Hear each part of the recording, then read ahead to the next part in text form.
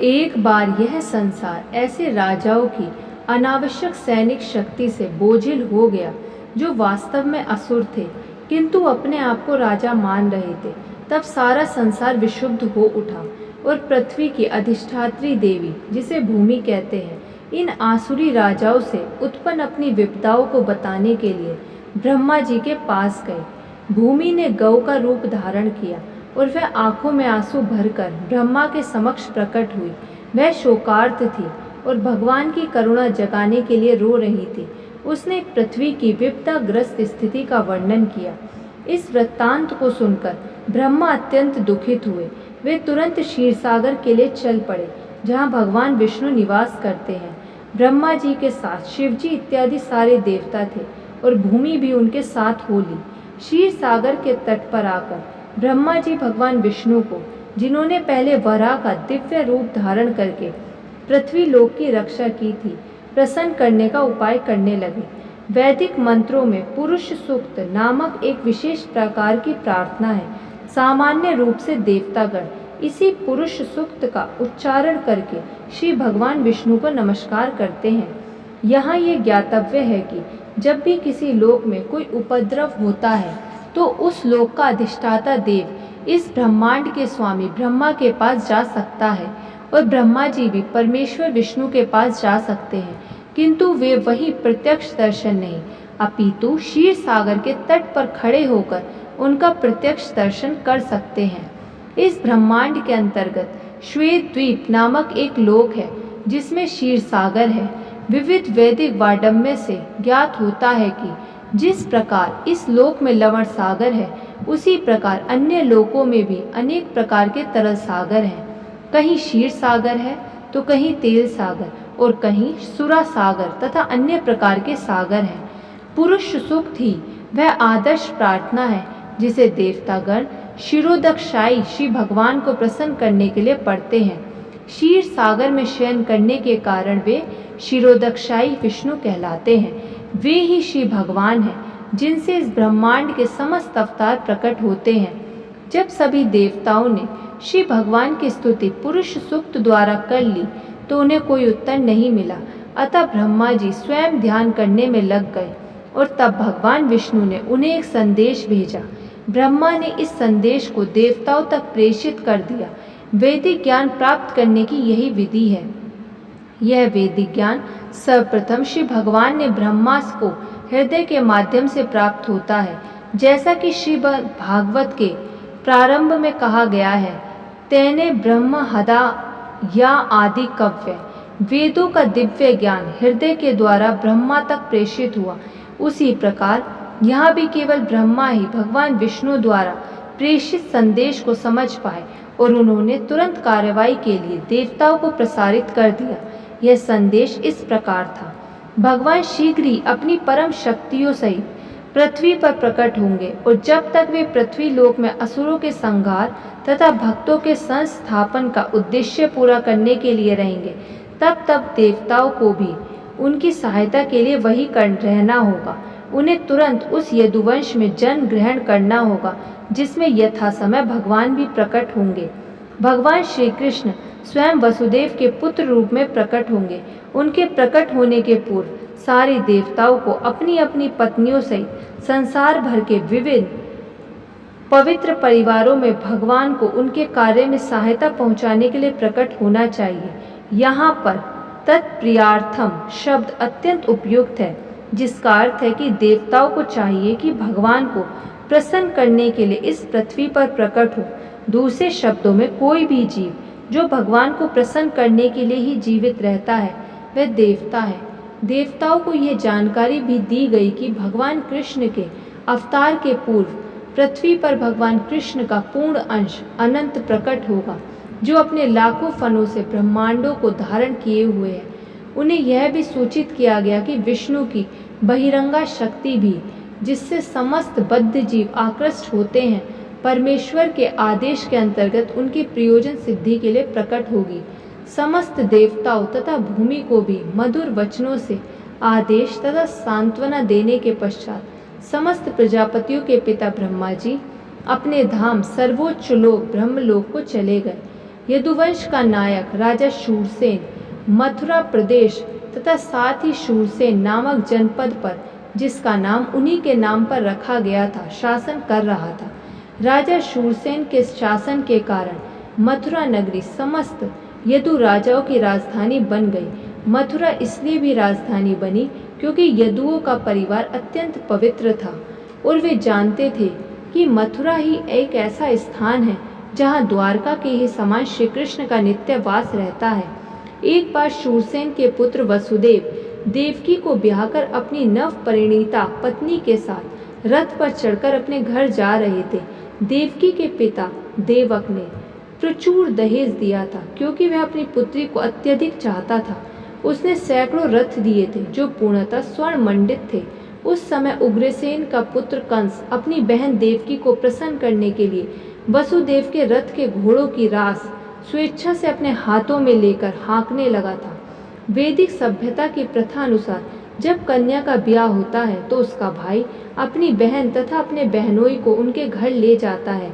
नव विवाहिता कन्या को अपने पिता के परिवार का बिछो न खले, इसलिए भाई उसके साथ तब तक जाता है जब तक वह अपनी ससुराल न पहुंच जाए। देवक ने जो पूरा दहेज दिया था वह इस प्रकार था: स्वर्ण हारों से मंडित 400 हाथी, 15,000 सुसज्जित घोड़े तथा 1800 रथ। उसने अपनी पुत्री के साथ जाने के लिए 200 सुंदर बालिकाएं भी भेजने की व्यवस्था की थी। क्षत्रियों की विवाह प्रणाली, जो भारत में अब भी प्रचलित है, बताती है कि जब क्षत्रिय का विवाह हो तो दुल्हन के अतिरिक्त उसकी कुछ दर्जन तरुण सहेलियां भी राजा के घर जाएं। रानी की अनुचरियां दासी कहलाती हैं, किंतु वास्तव में वे रानी की सहेलियों की तरह कार्य करती हैं।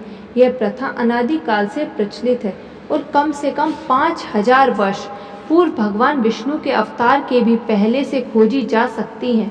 इस प्रकार वसुदेव अपनी पत्नी देवकी के साथ 200 सुंदर कन्याएं भी लेते आए।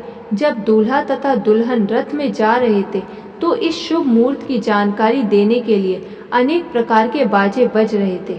शंख, बिगुल, ढोल तथा मृदंग एक साथ मिलकर मधुर गीत की ध्वनि उत्पन्न कर रहे थे।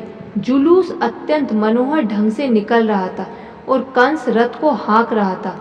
तभी आकाश से अचानक एक आश्चर्यजनक ध्वनि गूंजी, जिसने विशेष रूप से कंस को उद्बोधित किया कि हे कंस, तुम इतने मूर्ख हो। तुम अपनी बहन तथा बहनोई का रथ हाँक रहे हो, किंतु तुम यह नहीं जान रहे कि तुम्हारी इसी बहन की 8वीं संतान तुम्हारा वध करेगी। कंस भोजवंशी उग्रसेन का पुत्र था। कहा जाता है कि कंस समस्त भोजवंशी राजाओं में से सर्वाधिक आसुरी था। आकाशवाणी सुनते ही उसने देवकी के केश पकड़ लिए और उसे अपनी तलवार से मारना चाहा। वसुदेव को कंस के इस दुर्व्यवहार पर आश्चर्य हुआ, अतः वे अपने इस क्रूर निर्लज साले को शांत करने के उद्देश्य से अत्यंत तर्क तथा प्रमाण सहित इस प्रकार बोले: हे मेरे प्रिय साले कंस, तुम भोजवंश के सर्वाधिक प्रसिद्ध राजा हो और लोग तुम्हें महानतम योद्धा तथा पराक्रमी के रूप में जानते हैं। आखिर तुम इतने क्रुद्ध क्यों हो गए कि अपनी बहन को उसके विवाह के शुभ अवसर पर मारने के लिए उद्यत हो गए हो? तुम अपनी मृत्यु से इतने भयभीत क्यों हो? मृत्यु तुम्हारे जन्म के साथ ही उत्पन्न हो चुकी है। जिस दिन तुमने जन्म ग्रहण किया उसी दिन से तुम्हारी मृत्यु प्रारंभ हो गई है। मान लो कि तुम 25 वर्ष के हो, इसका अर्थ यह हुआ कि तुम पहले ही 25 वर्ष मर चुके हो। तुम हर पल हर क्षण मर रहे हो, तो फिर मृत्यु से इतना क्यों डर रहे हो? अंततः मृत्यु अवश्य भावी है। तुम चाहे आज मरो या 100 वर्ष बाद, तुम मृत्यु से बच नहीं सकते, तो फिर मृत्यु से इतना क्यों डरते हो? वस्तुतः मृत्यु का अर्थ है इस वर्तमान शरीर का विनाश। जैसे ही यह वर्तमान शरीर कार्य करना बंद कर देता है और भौतिक प्रकृति के पंच तत्वों में मिल जाता है, तो शरीर के भीतर की आत्मा शरीर के वर्तमान कर्मों तथा उनके फल के अनुसार दूसरा शरीर ग्रहण करता है। यह मनुष्य के सड़क पर चलने के समान है। मनुष्य अपना पांव आगे बढ़ाता है और ज्यों ही उसे विश्वास हो जाता है कि उसका पांव ठोस भूमि पर पड़ा है, तो वह दूसरा पांव उठाता है। इसी प्रकार यह शरीर भी एक के बाद दूसरे शरीर में बदलता रहता है और आत्मा देहांतर करता रहता है।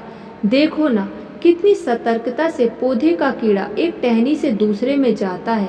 इसी प्रकार जब उच्च अधिकारी यह निर्णय लेते हैं कि अगला शरीर कैसा हो, तो जीव अपना शरीर बदल देता है। जब तक जीव इस भौतिक संसार में बद्ध रहता है, तब तक उसे एक के बाद दूसरा भौतिक शरीर ग्रहण करना होगा। उसे अगला शरीर उसके इस जीवन के कर्मों तथा उनके फलों के अनुसार प्रकृति के नियम द्वारा प्रदत्त होता है। यह शरीर स्वप्नों में देखे जाने वाले शरीरों में से किसी एक के ही समान होता है। सोते समय स्वप्न में हम अपनी मानसिक सृष्टि के अनुसार अनेक शरीरों की रचना करते रहते हैं। हम पहले से स्वर्ण देखे रहते हैं और पर्वत भी, अतः स्वप्न में हम इन दोनों विचारों को मिलाकर स्वर्णिम पर्वत देख सकते हैं। कभी कभी सपने में हम अपने शरीर को उड़ता हुआ देखते हैं और उसी समय हम अपने वर्तमान शरीर को बिल्कुल भूल जाते हैं। इसी प्रकार ये शरीर बदलते रहते हैं। जब तुम्हें कोई शरीर मिलता है तो तुम विगत शरीर को भूल जाते हो। स्वप्न में हम न जाने कितने नए प्रकार के शरीरों के साथ संपर्क कर सकते हैं, किंतु जगने पर हम उन सबको भूल जाते हैं। ये भौतिक शरीर वास्तव में हमारी मानसिक क्रियाशीलता की रचनाएं हैं, किंतु इस समय हम अपने विगत शरीरों का स्मरण नहीं कर पाते। मन बड़ा ही चंचल है, कभी यह कुछ स्वीकार करता है और तुरंत उसी वस्तु को अस्वीकार कर देता है। इंद्रिय तृप्ति के 5 विषयों रूप, रस, गंध, शब्द तथा स्पर्श के संपर्क से ही मन स्वीकार और अस्वीकार करता रहता है। चिंतनशील विधि द्वारा मन इंद्रिय तृप्ति के विषयों के संपर्क में आता है और जीव इच्छा अनुसार विशेष प्रकार का शरीर प्राप्त करता है। इस प्रकार शरीर भौतिक प्रकृति के नियमों द्वारा प्रदत्त एक उपहार है। जीव शरीर ग्रहण करके अपने शरीर की रचना के अनुसार इस जगत में सुख भोगने या दुख सहने के लिए फिर से आता है। किसी विशेष शरीर के बिना हम विगत जीवन से प्राप्त मानसिक दशा के अनुसार सुख या दुख का अनुभव नहीं कर सकते। हमें विशेष प्रकार का जो शरीर मिलता है वह मृत्यु के समय हमारी मानसिक दशा के अनुसार ही मिलता है। सूर्य, चंद्र या नक्षत्र जैसे प्रकाशमान लोगों का प्रतिबिंब जल, तेल या घी जैसे विभिन्न प्रकार के आकारों में पड़ता है। यह प्रतिबिंब पात्र की गति के ही अनुसार हिलता डुलता है। चंद्रमा का प्रतिबिंब जल पर पड़ता है और जल के हिलने से चंद्रमा भी हिलता प्रतीत होता है, लेकिन वास्तव में चंद्रमा हिलता नहीं। इसी प्रकार मानसिक कल्पना से जीव विभिन्न प्रकार के शरीर ग्रहण करता है। यद्यपि उसका उन शरीरों से कोई संबंध नहीं होता, किंतु माया के प्रभाव से मोहित होने के कारण जीव सोचता है कि उसका संबंध एक विशेष प्रकार के शरीर से है। बद्ध जीवों की यही जीवन शैली है। मान लो कि कोई जीव इस समय मनुष्य शरीर को प्राप्त है। वह सोचता है कि वह किसी मानव समुदाय या किसी विशेष देश या विशिष्ट स्थान से संबंधित है। वह अपनी पहचान उसी रूप में करता है और व्यर्थ ही दूसरे शरीर की तैयारी में जुट जाता है जिसकी आवश्यकता नहीं रहती। ऐसी इच्छाएं तथा मानसिक कल्पनाएं विभिन्न प्रकार के शरीर के कारण हैं। भौतिक प्रकृति का आच्छादक प्रभाव इतना प्रबल होता है कि जीव को जैसा भी शरीर मिलता है वह उसी में प्रसन्न रहता है और अत्यंत प्रसन्नता पूर्वक उस शरीर से अपनी पहचान करने लगता है। अतः मेरी प्रार्थना है कि तुम अपने मन तथा शरीर के आदेशों से अभिभूत ना हो। इस तरह वसुदेव ने कंस से प्रार्थना की कि वह अपनी नवविवाहिता बहन से द्वेष ना करे। किसी को दूसरे से द्वेष नहीं करना चाहिए, क्योंकि द्वेष ही इस लोक में तथा परलोक में जब वह यमराज के समक्ष होगा भय का कारण बनता है। वसुदेव ने देवकी की और उससे कंस से अनुनय विनय की कि वह उसकी छोटी बहन है। उन्होंने विवाह की शुभ घड़ी का स्मरण करा कर भी अनुरोध किया, छोटी बहन या भाई की रक्षा अपनी संतान की ही तरह की जानी चाहिए। वसुदेव ने तर्क किया, कुल मिलाकर स्थिति अत्यंत गंभीर है कि यदि तुम उसे मारते हो तो इससे तुम्हारे यश की हानि होगी। इस प्रकार वसुदेव ने सदुपदेश द्वारा तथा दार्शनिक तर्क वितर्क द्वारा कंस को शांत करने का प्रयास किया, किंतु वह शांत नहीं हुआ, क्योंकि उसकी संगति असुरों से थी। अपनी आसुरी संगति के कारण राजसी उच्च कुल में जन्म लेकर भी वह असुर बना रहा। असुर कभी किसी सदुपदेश की परवाह नहीं करता, वह प्रतिबद्ध चोर की तरह होता है। भले ही कोई कितना ही नैतिक उपदेश क्यों ना दे, उस पर कोई प्रभाव नहीं पड़ता। इस प्रकार जो लोग स्वभाव से आसुरी या नास्तिक होते हैं वे मुश्किल से किसी सदुपदेश को ग्रहण करते हैं, चाहे उपदेश कितना ही प्रामाणिक क्यों ना हो। देवता में तथा असुर में यही अंतर है। जो लोग सदुपदेश ग्रहण करके उसके अनुसार जीवन बिताने का प्रयास करते हैं वे देवता कहलाते हैं, और जो ऐसे सदुपदेश को ग्रहण करने में अक्षम होते हैं वे असुर कहलाते हैं। जब वसुदेव कंस को शांत करने में असफल रहे तो वे असमंजस में पड़ गए कि वे अपनी पत्नी देवकी की किस तरह रक्षा करें। संकट आसन होने पर बुद्धिमान व्यक्ति को चाहिए कि यथासंभव इस संकटमय स्थिति से बचने का प्रयास करे, किंतु यदि सारी बुद्धि लगाने पर भी वह विकट स्थिति को टालने में असफल रहे तो यह उसका दोष नहीं है। मनुष्य को चाहिए कि जहाँ तक हो सके अपना कर्तव्य निभाए, किंतु यदि उसका प्रयास विफल रहे तो इसमें दोष उसका नहीं है। वसुदेव अपनी पत्नी के विषय में इस तरह सोचने लगे, इस समय तो मैं देवकी के प्राणों की रक्षा करूंगा, तत्पश्चात यदि हमारी संतानें हुई तो उन्हें बचाने का उपाय सोचूंगा। उन्होंने आगे सोचा, यदि भविष्य में मेरी कोई संतान होती है जो कंस को मार सके जैसा कि कंस सोचता है तो देवकी तथा वह संतान दोनों ही बच जाएंगे, क्योंकि विधि का विधान अचिंत्य है। किंतु इस समय तो किसी तरह मुझे देवकी के प्राणों की रक्षा करनी ही है। इसका कोई भरोसा नहीं कि जीव किस तरह किसी विशेष प्रकार के शरीर से संपर्क करे, ठीक वैसे ही जैसे कि दहकती अग्नि का कोई भरोसा नहीं कि जंगल में वह किस प्रकार एक विशेष प्रकार के काष्ठ के संपर्क में आती है।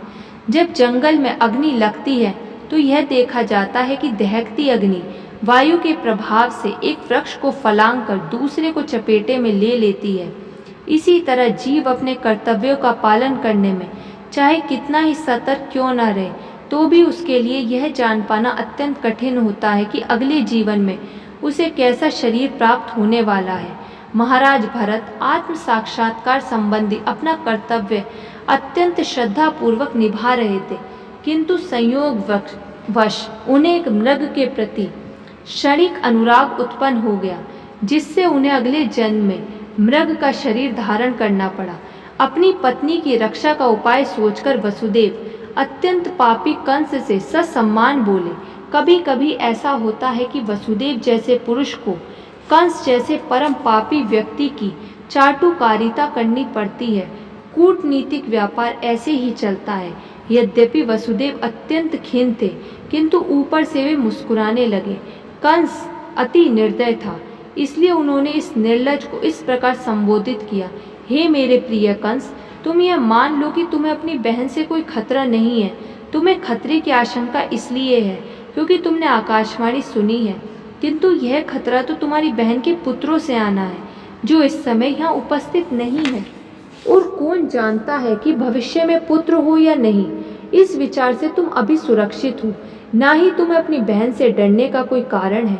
यदि उसके पुत्र उत्पन्न होते हैं तो मैं वचन देता हूँ कि मैं उन सबों को लाकर आवश्यक कार्यवाही के लिए तुम्हारे समक्ष प्रस्तुत करता रहूंगा। कंस वसुदेव के वचनों के महत्व को जानता था और वह उनके तर्क से आश्वस्त हो गया। फलतः उस समय वह अपनी बहन के जघन्य वध से विरत हो गया। इस प्रकार वसुदेव प्रसन्न हुए और उन्होंने कंस के निर्णय की प्रशंसा की तथा अपने घर लौट आए।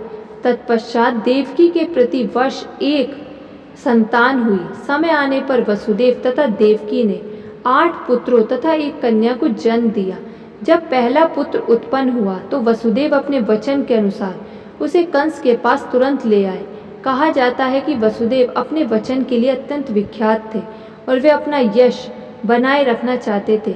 यद्यपि नवजात पुत्र को कंस के हाथों में सौंपना वसुदेव के लिए अत्यंत कष्टप्रद था, किंतु इससे कंस अत्यंत प्रसन्न हुआ।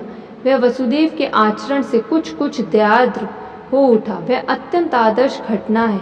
वसुदेव जैसे महात्मा के लिए अपना कर्तव्य पालन करते हुए कुछ भी कष्ट नहीं होता।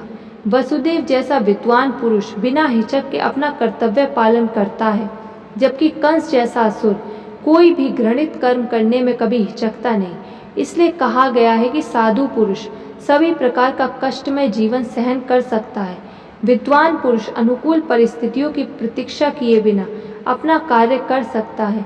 कंस जैसा निशंस व्यक्ति कोई भी पाप कर सकता है और एक भक्त भगवान को प्रसन्न करने के लिए सब कुछ न्योछावर कर सकता है। वसुदेव के व्यवहार से कंस संतुष्ट हो गया। वह यह देखकर आश्चर्यचकित था कि वसुदेव ने अपने वचन का पालन किया। अतः उन पर दयालु तथा प्रसन्न होकर इस प्रकार बोलने लगा, हे वसुदेव, इस पुत्र को मुझे भेंट करने की कोई आवश्यकता नहीं है। मुझे इस पुत्र से कोई खतरा नहीं है। मैंने सुना है कि तुम्हारा तथा देवकी का 8वां पुत्र मुझे मारेगा, तो फिर मैं इस पुत्र को व्यर्थ ही क्यों स्वीकार करूं? तुम इसे वापस ले जा सकते हो। जब वसुदेव अपने प्रथम पुत्र को लेकर घर लौट रहे थे, तो यद्यपि वे कंस के व्यवहार से प्रसन्न थे, तथापि उन्हें उस पर विश्वास नहीं हो रहा था, क्योंकि वे जानते थे कि कंस किसी के वश में नहीं है। एक नास्तिक पुरुष कभी भी अपने वचन का पक्का नहीं हो सकता। जो व्यक्ति अपनी इंद्रियों को वश में नहीं कर सकता, वह अपने संकल्प में किस प्रकार दृढ़ हो सकता है। महान राजनीतिज्ञ चाणक्य पंडित ने कहा है, कभी भी किसी कूटनीतिज्ञ स्त्री पर विश्वास न करना। जो लोग अनियंत्रित इंद्रिय तृप्ति में आसक्त हैं, वे कभी भी सत्यनिष्ठ नहीं हो सकते, न कभी उन पर विश्वास किया जा सकता है। उस समय कंस के पास महर्षि नारद आए। उनको जानकारी मिली कि कंस ने वसुदेव पर दयाद्र होकर पहले नवजात शिशु को लौटा दिया है। नारद अत्यधिक उत्सुक थे कि जितनी जल्दी हो सके भगवान कृष्ण अवतार लें। अतः उन्होंने कंस को सूचित किया कि एक और वृंदावन में नंद महाराज जैसे महापुरुष तथा ग्वाल एवं ग्वालों की पत्नियां, और दूसरी ओर वसुदेव, उनके पिता शूरसेन तथा यदुवंशी, विष्णु कुल में उत्पन्न उनके सारे संबंधी तथा उनके मित्र एवं शुभ चिंतक सभी वास्तव में देवता हैं। नारद ने कंस को आगाह किया कि वह उन सबसे सावधान रहे, क्योंकि कंस तथा उनके सारे मित्र एवं सलाह देने वाले सभी असुर थे। असुर गण सदैव देवताओं से भयभीत रहते हैं। इस प्रकार नारद से विभिन्न परिवारों में देवताओं के प्रकट होने की जानकारी प्राप्त करके कंस तुरंत चौकन्ना हो गया। वह समझ गया कि चूंकि देवता अब प्रकट हो चुके हैं, अतः भगवान विष्णु का भी शीघ्र ही आगमन होगा। उसने तुरंत अपने बहनोई वसुदेव तथा बहन देवकी को बंदी बना लिया और उन्हें कारागार में डाल दिया। वसुदेव तथा देवकी लोहे की सांकलें पहने कारागार में प्रतिवर्ष एक पुत्र को जन्म देते रहे, और कंस प्रत्येक बालक को विष्णु का अवतार समझकर एक एक करके मारता रहा। वह 8वें पुत्र से विशेष रूप से भयभीत था, किंतु नारद के आने के पश्चात वह इस निष्कर्ष पर पहुंचा कि कोई भी बालक कृष्ण हो सकता है। अतः वसुदेव तथा देवकी से उत्पन्न सभी संतानों को मारना ही श्रेयस्कर होगा। कंस के इस व्यवहार को समझ पाना बहुत कठिन नहीं है। संसार के इतिहास में ऐसे अनेक उदाहरण प्राप्त हैं जब राज परिवार के लोगों ने अपनी अभिलाषा की पूर्ति के लिए अपने पिता, भाई या सारे परिवार तथा मित्रों का वध किया है। इसमें कुछ भी आश्चर्यजनक ना था, क्योंकि आसुरी वृत्ति वाले राज परिवार के लोभी लोग अपनी निंद्य अभिलाषाओं के लिए किसी का भी वध कर सकते हैं। नारद की कृपा से कंस अपने पूर्व जन्म से अवगत हुआ। उसे पता चला कि वह पूर्व जन्म में कालनेमी नामक असुर था, जिसका वध विष्णु द्वारा हुआ था। उसने भोज परिवार में जन्म लेकर यह निश्चय किया था कि यदुवंश का घोर शत्रु बनेगा। चूंकि कृष्ण उसी परिवार में जन्म लेने जा रहे थे, अतः कंस अत्यधिक भयभीत था कि वह पूर्व जन्म की ही भांति कृष्ण के हाथों मारा जाएगा। सर्वप्रथम उसने अपने पिता उग्रसेन को बंदी बना लिया, क्योंकि वह यदु, भोज तथा अंधक वंशों का प्रमुख राजा था। उसने वसुदेव के पिता शूरसेन के राज्य पर भी अधिकार जमा लिया और अपने आप को उन समस्त देशों का राजा घोषित कर दिया।